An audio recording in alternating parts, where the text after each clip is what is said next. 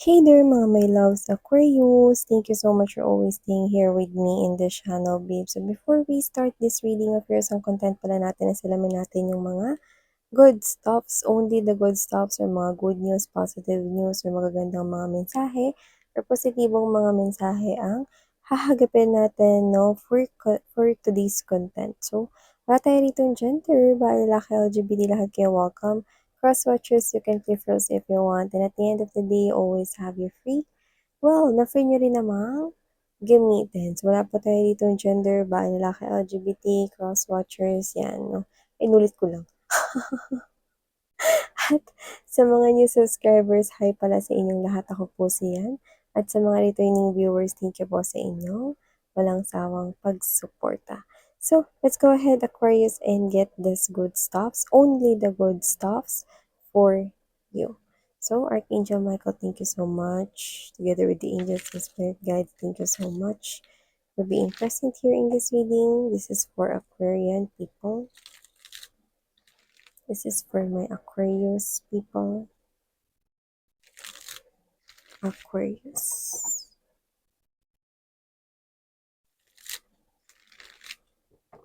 Only the good stuffs or positive news about or coming towards Aquarius. Only the good stuffs, please. Ano tong mga magagandang mensahe na paparating kay Aquarius?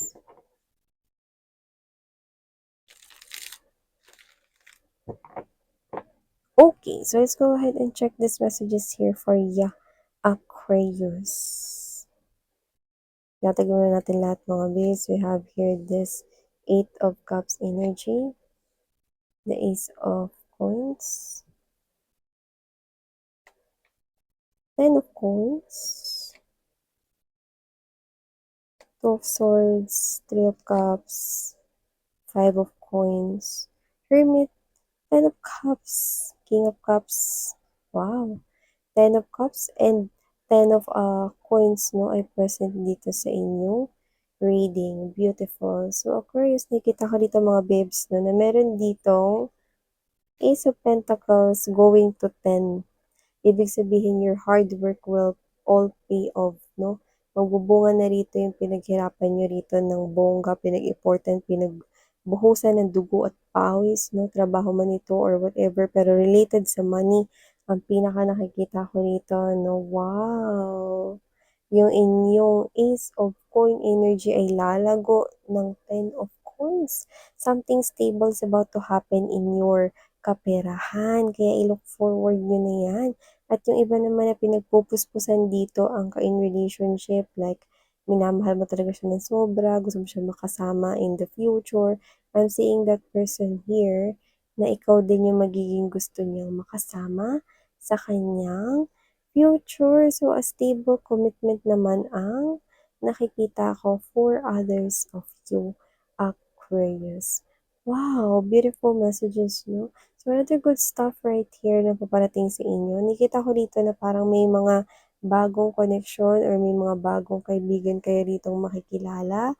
Yan. So, iba kasi sa inyo medyo may pagka-shy type, tahimik lang, no? Hindi naman introvert talaga, pero yeah, maybe meron iba sa inyo. Pero nakita ko dito, no, na meron dito mga new connections na posibleng maging makipagkaibigan sa'yo. So, don't close your doors for them kasi nakikita ko dito that you will be happy in these people's presence. Okay? Nakikita ko sila na mga supporters mo rito, no? At nakikita ko rito na maniniwala sila sa'yo sa iyong skills at kakayahan. At nakikita ko sila magiging mga good friends sa'yo. Okay? Medyo marami-rami sila, no? So, posible, ewan ko kung lumipat ka ba ng tirahan, lumipat ka ng trabaho, or what. I'm seeing you meeting new people, but those are friendships, no? Ang mabubuong connection sa inyo, no? Bagong mga kaibigan ang nakikita ko dito. So, nakikita ko dito ang pagkatapos or pagkakatapos dito ng sitwasyon ng in your shortage of finances.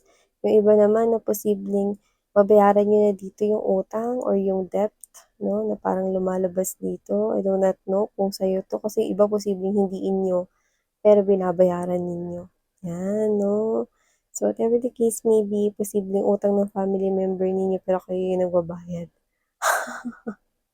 Nakita ko dito na matatapos na rin, 'yan. So, maliban diyan, another good stuffs here for you, Aquarius, is that meron dito na parang nagkakagusto sa kanyang friend, pero puwedeng ikaw din 'yun, okey?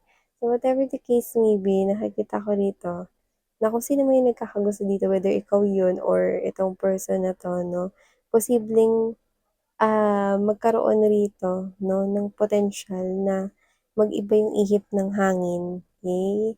At posibleng magustuhan ka rin niya, 'yan. So, yung nakikita natin dito 'no, magustuhan ka niya, hindi lang bilang isang kaibigan kundi bilang isang lalaki or bilang isang babaeng puwedeng mahalin, 'yan 'no, in a romantic way. Ang taray 'no? So, nakikita natin dun situation na yun yung more than friends 'no, or baka isa na 'yan dito sa mga bagong makikilala mo.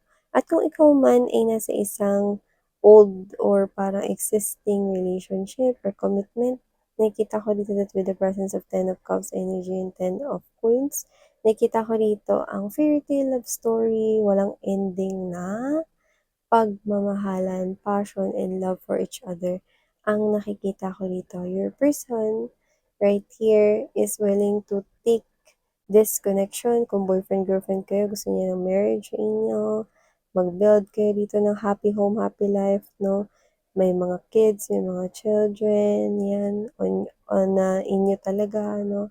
So, nakikita ko dito that you will be in a relationship soon, kung hindi ka pa in relationship, at you will now be Mrs. Yan 'no, or Mister 'no, naiisa na yung inyo ritong pangalan, yan nakikita ko rito. So, marriage is really pointing out into this reading, okay? So, aside from that, another good stuff na nakikita ko here for you, Aquarius, is that meron dito na parang dapat matagal niyo na 'tong sinelebrate, eh, pero nagkaroon lang ng delay. So, kung sino man 'tong energies na 'to na nakagip natin dito, nakikita ko rito na kung sino man 'to, posibleng nawalan na kayo rito ng pag-asa kasi ang bagal nung usad, you know. Siguro parang may hinihintay kayong trabaho sa isang company na gusto ninyong pagtrabahuhan, ang tagal. Tagal bago bago kayo naka-receive ng email sa kanila 'no. So, akala mo talaga wala na, hindi ka na maha-hire or matatanggap dun ta's boom, bigla ka palang natanggap 'no. So, ganun yung nakikita ko rito, example lang yung mga babes 'no. So, you'll never know, basta parang matagal mo na dapat 'tong sinelebrate pero nagkaroon ng delay, yun, okey. So, nakikita ko dito na posibleng yan ang bagay na gustong-gusto mo or hinihintay mong mangyari ng kay tagal tapos ngayon pa lang mangyayari. Actually, related talaga sa pera ninyo, eh, okey, kung ano man yun.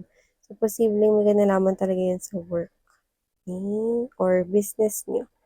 So, maliban diyan, another good stuff na nakikita natin dito 'no is, yung iba diyan, ito hindi 'to para sa lahat, yung iba diyan na napalayo sa kanilang parents or sa kanilang tunay na pamilya, nakikita ko na mare-reunite na kayo with them.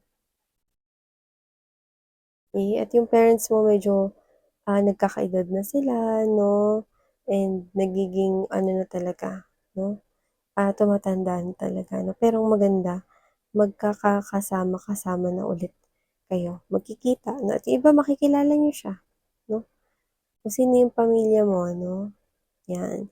Yun ay hindi mag-resonate sa lahat, pero binanggit pa rin natin mga babes, okey?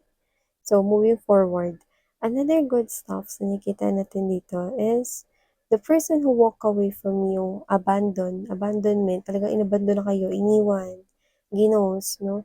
Nakita ko siya rito na, alam ko sabihin mo miss yan, babalik sa'kin 'no, hindi. Nakita ko siya rito na lumalayo pa lalo sa inyo. Ano, bakit naman naging good news yan miss yan? Kasi itong tao na 'to hindi pa rin siya natututo, 'no? Kaya kung sino man siya rito, tama lang na lumayo siya sa'yo dahil, toxic ang energy na binubuga ng kanyang aura. So, ibig sabihin, hindi yun healthy for you. okey? Pero nakikita ko rito 'no, na kahit na matigas yung ulo niya rito, nakikita ko na parang hindi pa rin sumusuko yung mga angels and guides niya rito 'no, na dalhin siya sa tamang pathway, okey? Kahit na matigas yung ulo niya, hindi siya nakikinig, 'yan. So, nilalayo ka lang sa mga toxic or negative na energies around you. So, maliban diyan, another good stuffs right here is, use your creativity. Kasi may mga nakikita ko ritong bagay na posibleng ma-unlock mo, okay? Or kung sa financial yan, pwede mo yung i-apply sa iyong trabaho, sa iyong negosyo, yan 'no. At nakikita ko na yan yung magbibigay ng panibagong oportunidad sa'yo. Yan, ibig mong sabihin dun, yan ang mga babes 'no, maaaring makatanggap kayo rito ng mga parang mga knowledge, ideas, words, concepts 'no, na kapagka nilagay mo yun sa sitwasyon ng negosyo, kaperahan mo rito, nakikita ko na gaganda yung money flow niyan, 'yan.